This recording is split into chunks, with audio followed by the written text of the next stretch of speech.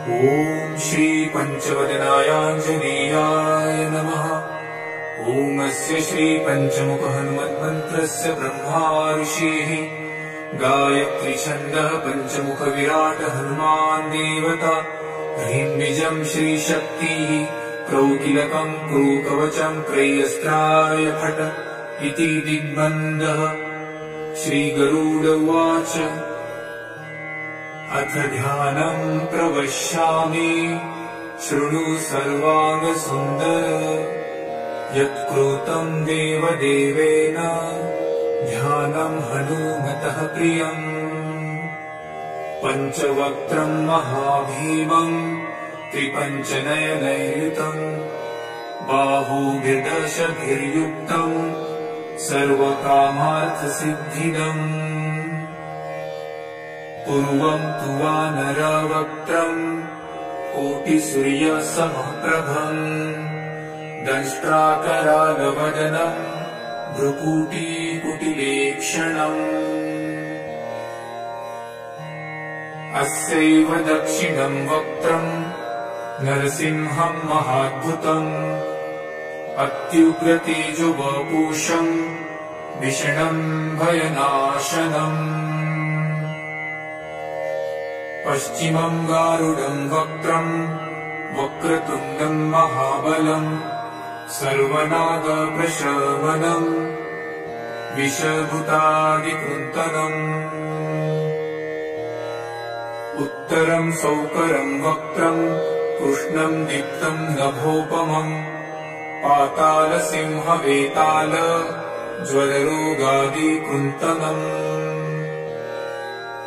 ऊर्ध्वहयानदं घोरं दानवान्तकरं परं येन वक्त्रेण विप्रेन्द तारकाख्यं महासुरम्। जघान शरणं तत्स्यात् सर्वशत्रुहरं परं ध्यात्वा पञ्चमुखं रुद्रं हनुमन्तं दयानिधिम्। खड्गं त्रिशूलखड्वाङ्गं पाशमङ्कुशपर्वतम् मुष्टिकौमदिकीवृक्षं धारयन्तं कमण्डलुम्।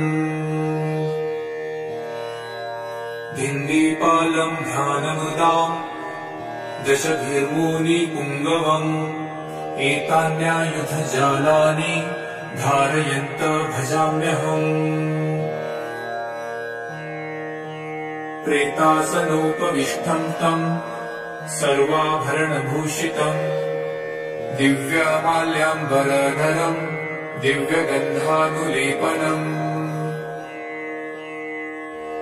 सर्वाश्चर्यमयं देवं हनुमद्विशतोमुखं पञ्चास्यमच्युतमनेकविचित्रवर्णवक्त्रं शशाङ्कशिखरं कपिराजवर्यं पीताम्बरादिमुकुटैरुपशोभिताङ्गं पिङ्गाक्षमाद्यमनिशं मनसा स्मरामि।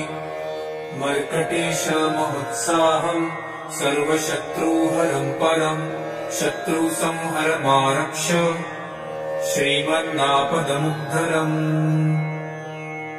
ॐ हरिमर्कटमर्कट मन्त्रमिदं परिलिख्यति वामतले यदि नश्यन्ति नश्यन्ति शत्रुकुलम् यदि मुच्यति वामलता। ॐ हरिमर्कटाय स्वाहा। ॐ नमो भगवते पञ्चवदनाय पूर्वकपिमुखाय सकलशत्रुसंहारकाय स्वाहा।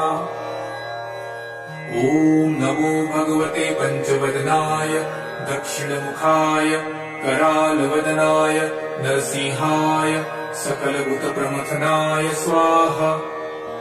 ॐ नमो भगवते पञ्चवदनाय पश्चिममुखाय गरुडाननाय सकलविषहराय स्वाहा।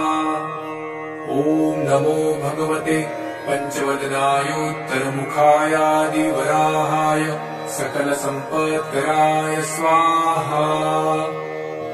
ॐ नमो भगवते पञ्चवदनायोर्ध्वमुखाय हयग्रीवाय सकलजनवशङ्कराय स्वाहा।